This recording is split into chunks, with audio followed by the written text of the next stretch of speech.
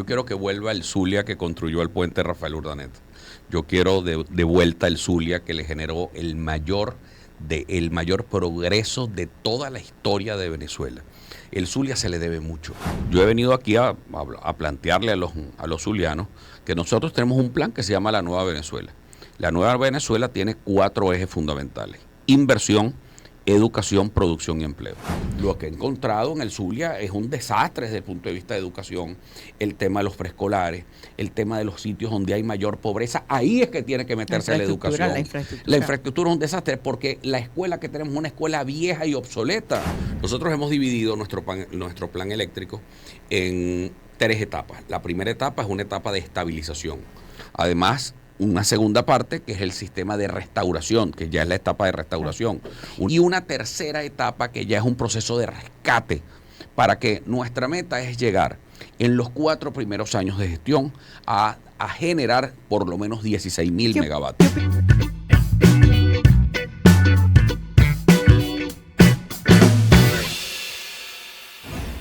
El día de hoy vamos entonces a presentar a nuestro invitado que ya está acá en cabina y que bueno, está haciendo una gira de medios en la región zuliana, que está muy activo, por cierto. Así que el día de hoy, faltando 19 días para las elecciones presidenciales, este gran evento de la democracia venezolana, importantísimo por demás, está con nosotros Antonio Carri, quien es el candidato presidencial de Movimiento Lápiz, organización política.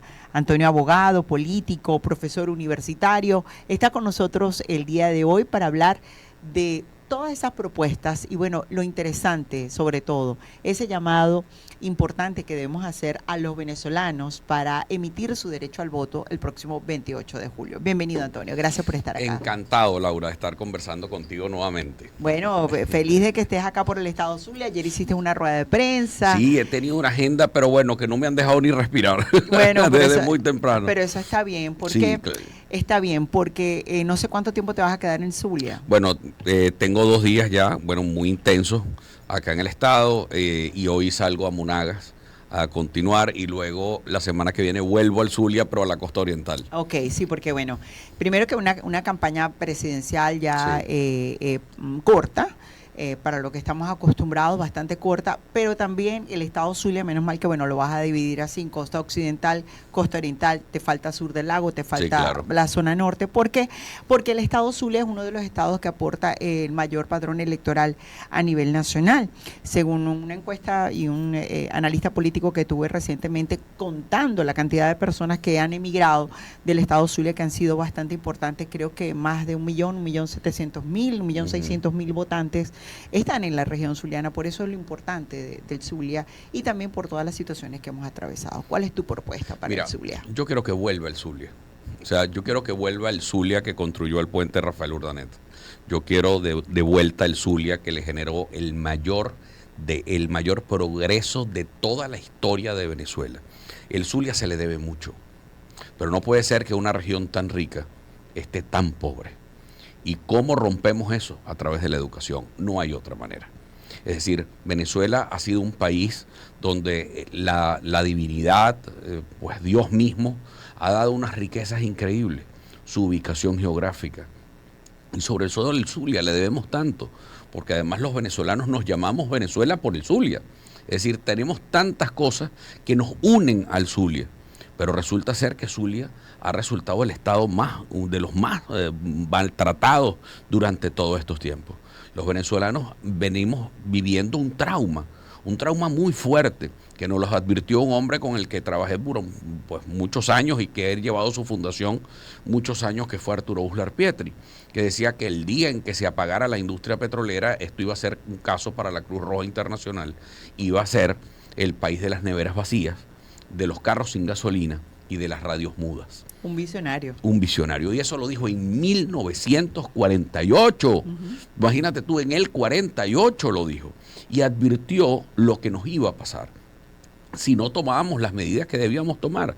Diversificar nuestra economía, asegurar nuestra democracia, asegurar el desarrollo para acabar con la inmensa masa de exclusión que se estaba generando, y no lo vimos.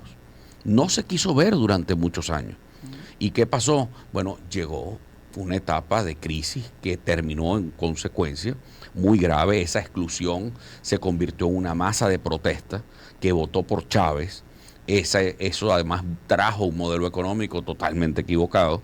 Ese modelo económico además fracasó, trajo las gestiones de PDVSA, de Rafael Ramírez y de Tarek El Aizami, y eso hizo que la industria petrolera pues quedara totalmente aplastada. Y no se le ocurrió a otro grupo, al otro grupo que venía adversando, y al que yo pertenecía, al que venía adversando, que buscarle sanciones a esa industria petrolera que ya venía débil, quebrada y muy frágil. ¿Y qué pasó? Que un país que dependía en 96% de su renta petrolera, se le apagaron todos sus recursos. Entonces eso trajo un trauma. Vivimos una suerte de apocalipsis, una suerte de tsunami que se llevó todo por delante. Hay zonas de Maracaibo que a mí de verdad me han impactado, porque parecen de estas películas de Mad Max, o sea que parecen, yo además a nivel nacional, como siempre he estado educando, porque eso ha sido mi sueño toda la vida, yo soy un venezolano de 50 años que lo que ha dedicado su vida es a educar, y he educado por distintas regiones del país. Recuerdo que aquí mismo vine a tu programa no a hablar de política, sino a hablar del proyecto de las casas del lápiz y de la educación. Pero cuando veo que no hay nadie que se dedique a este tema, cuando es el tema fundamental del país, porque yo quiero que haya un cambio. Usted les decía, yo quiero que el Zulia vuelva, ese Zulia que construyó el puente, ese Zulia de desarrollo, el Zulia de la Universidad del Zulia, el Zulia del progreso, el Zulia de ese relámpago del Catatumbo, eso tiene que volver. Claro, y más allá, por supuesto, de reactivar la industria petrolera, que bueno, eso sería a través de alianzas, a través de traer la inversión. Bueno, eso sería interesante. ¿Qué opinas tú de las sanciones? Bueno, es un desastre. Eso es dejar al país intervenido por otra nación que decida con quién contratamos y con quién no. Eso es una aberración lo que se hizo con las sanciones. Y por supuesto que eso le pegó de manera directa, no al gobierno, porque estaban buscando era tumbar al gobierno con las sanciones, pero resulta ser que el gobierno lo que hizo fue atornillarse, pues las sanciones han sido un error cada vez que las han puesto en cualquier lado. Ahí está Cuba sancionada, quienes pagan los platos rotos es el pueblo cubano y el gobierno comunista sigue ahí atornillado, y así el caso de Irán, o el caso incluso de la España franquista, que le impusieron sanciones a Franco y Franco se murió en su cama. Es decir, es eso es un gravísimo error, porque quien paga los platos rotos no son los políticos, es la gente. Y estamos como dicen por allí, muy pendientes, por supuesto, a que puedan levantarse esas sanciones para que vengan también. Cuando se anunció por lo menos que Chevron iba a abrir, la gente, bueno, súper contenta, abarrotada, vamos a enviar hoja de vida, vamos a obtener nuevamente trabajo, sobre todo en la costa oriental del lago. Cuando vengas en tu próxima visita vas a ver que de verdad está bastante golpeada, porque bueno, era una zona que vivía exclusivamente de esa parte petrolera. Hay algo que es muy importante. Nosotros tenemos que promover la inversión. Yo he venido aquí a plantearle a los zulianos que nosotros tenemos un plan que se llama La Nueva Venezuela. La Nueva Venezuela tiene 4 ejes fundamentales: inversión, educación, producción y empleo. Política o proyecto que no pase por ahí, por esas cuatro líneas, política que vamos a echar para atrás. Por ejemplo, el tema del CENIAT. Yo he propuesto el cierre definitivo del CENIAT. Ahora, ¿por qué? Porque eso se volvió una institución de carácter punitivo. Además, la sobrecarga fiscal. Mira, ayer un hermano guayú me decía, aquí en el municipio San Francisco, en el sector Santa Fe, me decía, mire, yo estaba trabajando en una heladería y fue tanta la presión del CENIAT por unos documentos y unas cosas al dueño de la heladería, que el señor tuvo que cerrar la heladería y él se quedó sin trabajo. ¿Y cómo sería? Porque bueno, en mayor parte del mundo, obviamente los gobiernos cobran impuestos para poder hacer. Claro, esta es la medida de cierre. Ahora viene la medida positiva, es la apertura de una agencia tributaria moderna con los mejores estándares, donde la gente puede declarar, y cuando ya te declares absolutamente digital y transparente, con un perfecto control, muy bien gerenciado, además abierta en el sentido de la transparencia, que es tan importante, y sobre todo el cambio de la política fiscal. Yo creo en impuestos bajos para que haya más recaudación. Tú me dirás, ¿cómo? Sí, porque cuando los impuestos son bajos y se reduce la cantidad de impuestos, pues reduces la evasión fiscal y hay más personas contribuyendo. Y es una cosa que Nicolás no hay manera de que me entienda, porque se lo he venido diciendo en 300 idiomas. Es necesariamente hay que hacer una reforma fiscal para impulsar al emprendedor venezolano. Todo el mundo está emprendiendo, todo el mundo quiere llevar su propia empresa, pero definitivamente necesitas una política fiscal que te estimule, no que te ahorque. Entonces venimos a quitarle esa bota de encima al señor. Claro, importante. Entre algunas cosas que queremos. Claro, lo que estás comentando con respecto a la industria petrolera, y es que un país que no pueda generar su propio consumo de, por ejemplo, comida o su propio consumo de bienes, claro, es un país que está país muy mal. Cosa que nos ha pasado a nosotros, que hemos tenido que importar, teniendo tan buenas tierras, teniendo por lo menos el Zulia como tal.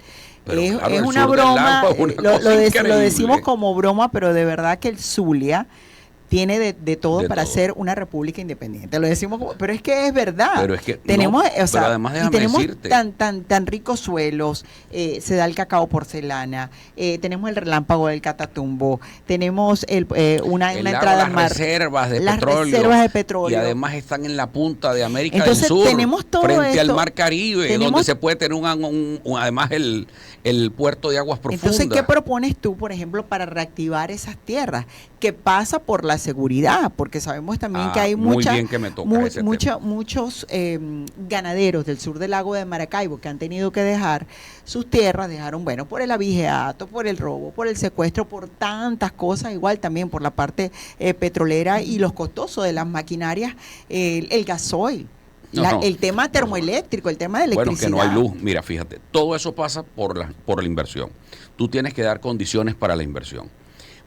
Para que haya inversiones en Venezuela, no hay nada más cobarde que $1 millón.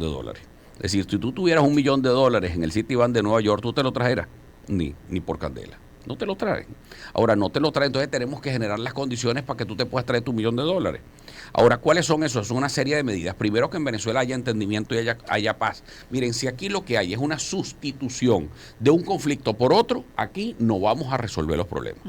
Por eso estamos creyendo en un cambio de verdad. En Venezuela se ha ofrecido cambio demasiadas veces y termina en frustración, porque los cambios no son de verdad. Nosotros ¿qué queremos? Sacar a Maduro, pero que entre un gobierno con liderazgo fuerte, con propuestas muy claras, que pueda sentarse con todo el mundo, que no le deba su cargo a nada ni a nadie, sino al pueblo venezolano, y que eso permita una reconstrucción nacional de consensos. A mí no me va a importar tener ministros chavistas en el gobierno y ministros de oposición. ¿Por qué? Bueno, porque cada quien va a tener su función. Ahí ese gobierno que debe ser viable. Porque muchos, pues por supuesto todos queremos salir de Nicolás Maduro. Nos parece un gobierno muy malo. Pero para sustituir a Nicolás Maduro también tenemos que pensar quién lo va a sustituir. ¿Por qué? Porque ese cambio, vuelvo y te repito, tiene que ser de verdad y tiene que venir un gobierno fuerte, no puede ser un gobierno débil. Porque si no vamos a tener eso de regreso más pronto de lo que uno se imagina. Ok, pero en el tema de la inversión, vuelvo nuevamente a ese tema. ¿Cómo hacer para traer entonces todo esto? Primero, estabilidad.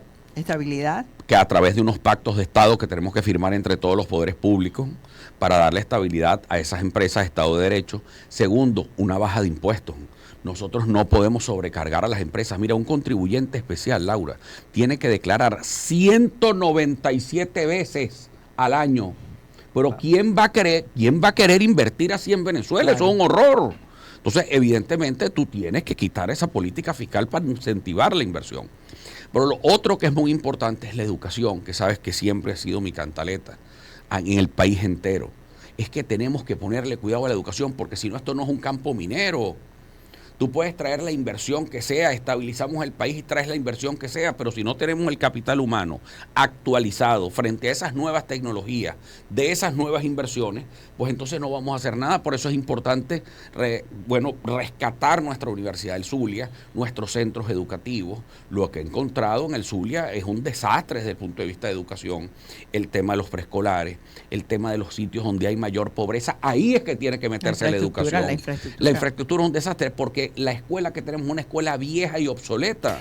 y en general. En general, No, pero en todo el país. Pero la infraestructura de nuestro país ha pasado, creo que, tantos colapsos en tantos servicios, educación, salud, transporte, carreteras. Recientemente, bueno, que estábamos ahorita conversando que se cayó un puente y murió una joven zuliana de una empresa de telecomunicaciones. Es por la desinversión que ha habido por tanto tiempo, falta mantenimiento. Bueno, porque el Estado venezolano se vino abajo. Entonces, ¿cómo hacemos también con el tema de la electricidad? El Estado Ese Zulia, es importantísimo. incluso el apagón, el blackout que hubo en el 2019, nosotros ya veníamos sufriendo de algunas situaciones anteriormente. Quiero saber qué propone el movimiento político Lápiz para esto. ¿Qué inversión de verdad se puede hacer? Porque los zulianos, mira, nos hemos reinventado de una forma.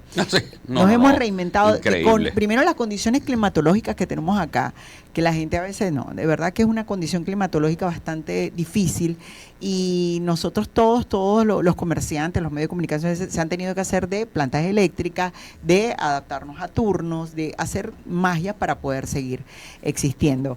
Así que bueno, al regreso, vamos a hacer una pausa, al regreso, ¿qué propuestas tiene para nuestro plan de rescate del sistema eléctrico del sistema eléctrico primero? Segundo, para el tema del combustible. Perfecto. Tercero, bueno, de no ganar, por supuesto, el movimiento Lápiz, de ganar otra organización política, está dispuesto también Antonio Carri a aportar sus conocimientos, su presencia, su organización política a otra persona que, bueno, en dado caso de ganar la presidencia de la República. 11:32 minutos, vamos a escuchar este excelente tema. Melodías de siempre. Laura Salazar en Éxitos. Un recorrido por las primeras informaciones del día. De lunes a viernes, de 11 de la mañana a 12 del mediodía. Por Éxitos 89.7. Sonidos en primera fila. Vamos a continuar con más a través de Éxitos 89.7, a 11:46 minutos. Con nosotros está Antonio Carri, quien es candidato presidencial del movimiento Lápiz, organización política, es abogado, es profesor universitario o educador, que me gusta que... Ese término es muy honorable. A mí me encanta. El término educador es muy honorable. Porque yo soy educador, es la verdad. Pero es que es muy honorable, de verdad que sí, porque no cualquiera lo es. Entonces hay que tener una serie de principios morales, éticos y conocimiento, por supuesto, para poder transmitir el conocimiento, y de verdad que a nuestros venezolanos le hace muchísima falta eso. Antonio, dejamos preguntas al aire, por ejemplo, este tema de la electricidad. A ver. Claro, mira, sin electricidad el país no va a avanzar. Entonces, evidentemente, si comienzan a llegar inversiones, van a requerir más demanda de luz. ¿Qué vas a hacer con las termoeléctricas? 14 termoeléctricas, están paradas todas. Hay que rescatar las termoeléctricas, hay que buscar inversión para rescatar las termoeléctricas. Nosotros hemos dividido nuestro plan eléctrico en 3 etapas. La primera etapa es una etapa de estabilización.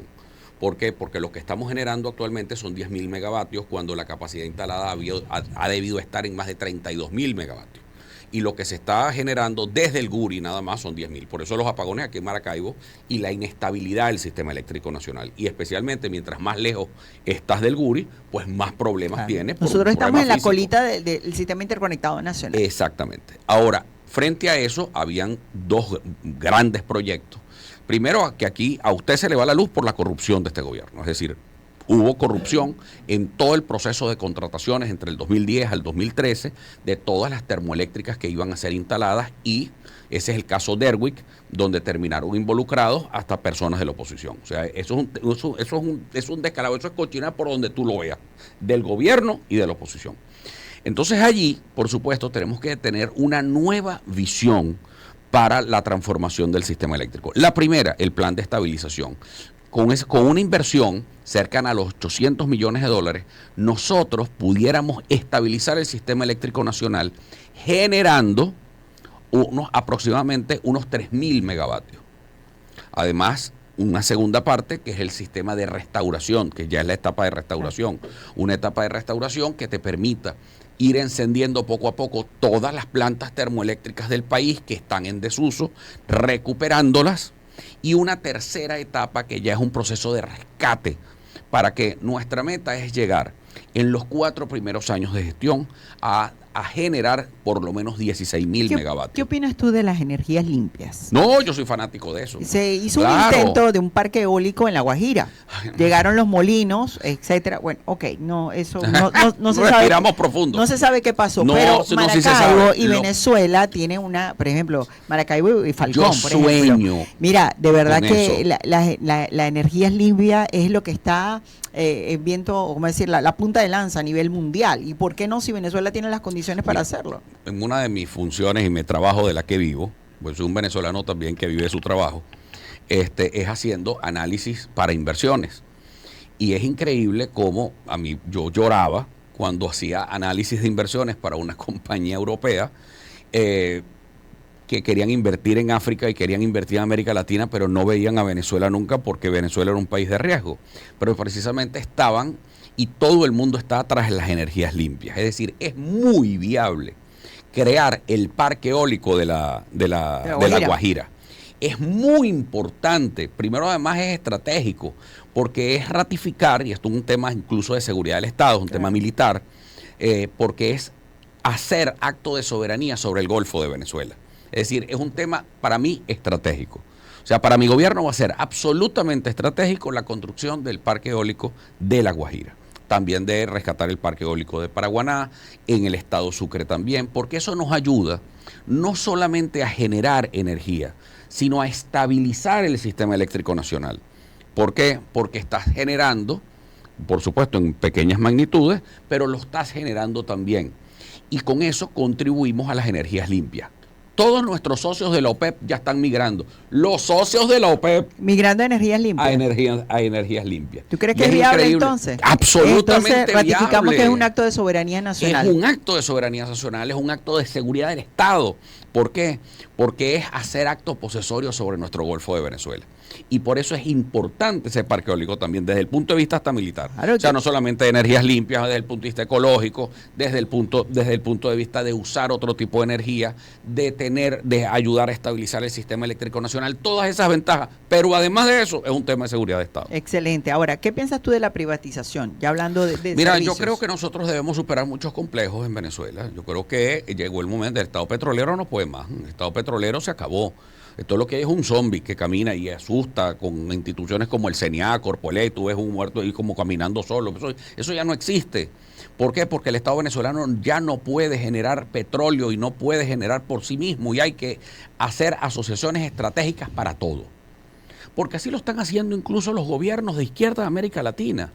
Mira, Petrobras lo hizo, Pemex lo hizo de López Obrador. Claro. Lo que hicieron los Kirchner en Argentina con Vaca Muerta. Es decir, hay una cantidad de sitios donde están los distritos petroleros de Lula da Silva solicitando licitación internacional para que venga capital extranjero. Pero es que eso tenemos que hacerlo en Venezuela, a juro. O sea, esto no es ya para discusión, no, porque es que yo pienso una cosa, que yo pienso la otra. No. Esto es a juro, pues PDVSA no tiene ni cómo cambiar un bombillo. Entonces, tenemos que traernos capital internacional para recuperar nuestra industria. ¿Con quién? ¿A quién Pero traerías además tú? de eso, ¿A quién atraerías tú? A todo el mundo. Eso tenemos que ser absolutamente pragmáticos. A mí no me importa si el capital es chino, ruso, francés, español, el que sea, americano.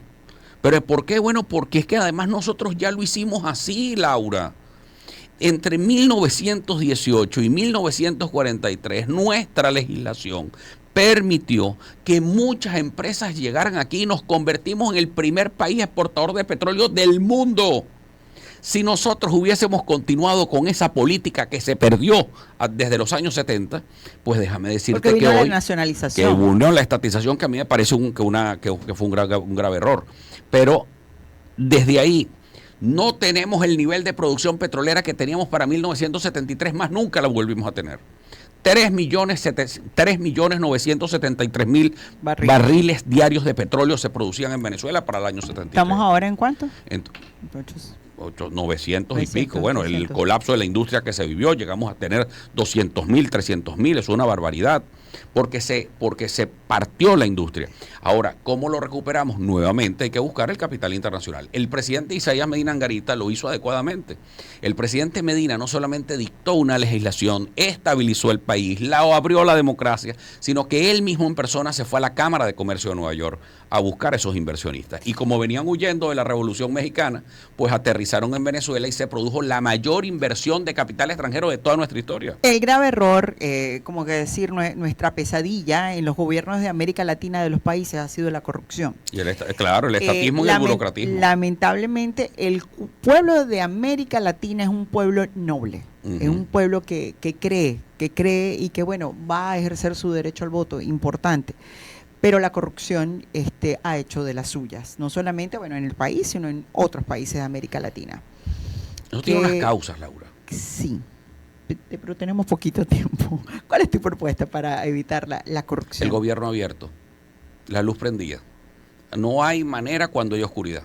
No hay corrupción, no va a haber corrupción si tienes la luz prendida. ¿Y eso qué significa? La tesis del gobierno abierto. Nosotros hemos mantenido que aquí todo tiene que ser abierto, que las cuentas públicas, por además tenemos tecnología para eso. Ya eso no es que es unos libros y unas carteleras pintadas de blanco. Unos libros, una cosa ahí. Ahora lo que tú tienes que tener, que nosotros los venezolanos tenemos el derecho, tú, yo, nuestro querido operador y todo el que nos está escuchando, de saber cuántos buques está sacando la industria petrolera diaria. ¿Qué se saca por ahí? ¿Cuál es ¿Qué es lo que se saca? ¿Cuánto está ingresando? ¿Cuánto se genera? ¿Cuánto se está generando en impuestos? ¿Cuánto genera el Zulia nada más en IVA? Nadie sabe. Entonces, como todo es oscuro, entonces, por supuesto, ahí está la corrupción.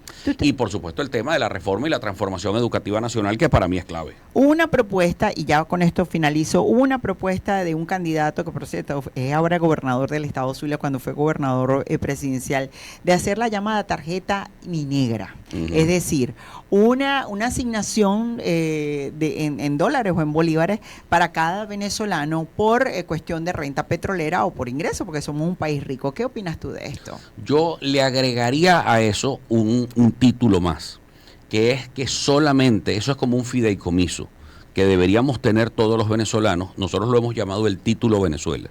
Es decir, que los venezolanos podamos tener acceso directo a nuestra renta petrolera para garantizar educación, para garantizar salud y pensiones y jubilaciones. O sea que si estás de acuerdo en que cada venezolano reciba. Claro, pero es que si somos dueños de la renta petrolera.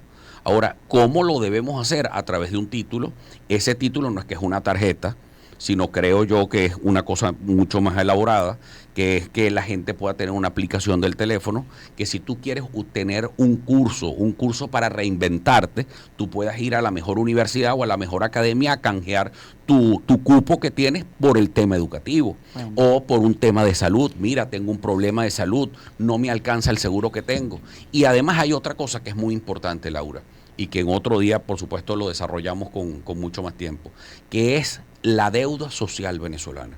El Estado venezolano, así como adeuda 175 mil millones de dólares a los tenedores de bonos y el inmenso mono que me está dejando tanto el gobierno de Maduro como la Cuarta, pues déjame decirte que ahora necesitamos también reconocer la deuda social. La deuda social es el Estado venezolano le debe una indemnización a todos los pensionados y jubilados de este país. Claro, a eso.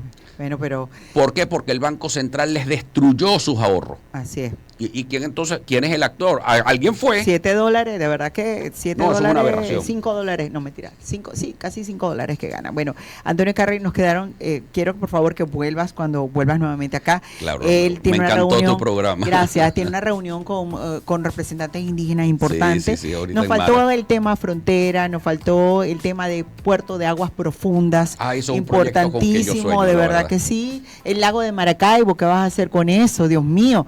Bueno, la parte turística, de verdad, tantas cosas por hacer en Venezuela. Eso sí, les quiero decir con una frase resumen. Yo quiero que los zulianos sean tan ricos como es el Zulia. Así es. Gracias, Antonio Carri, candidato presidencial del Movimiento Lápiz.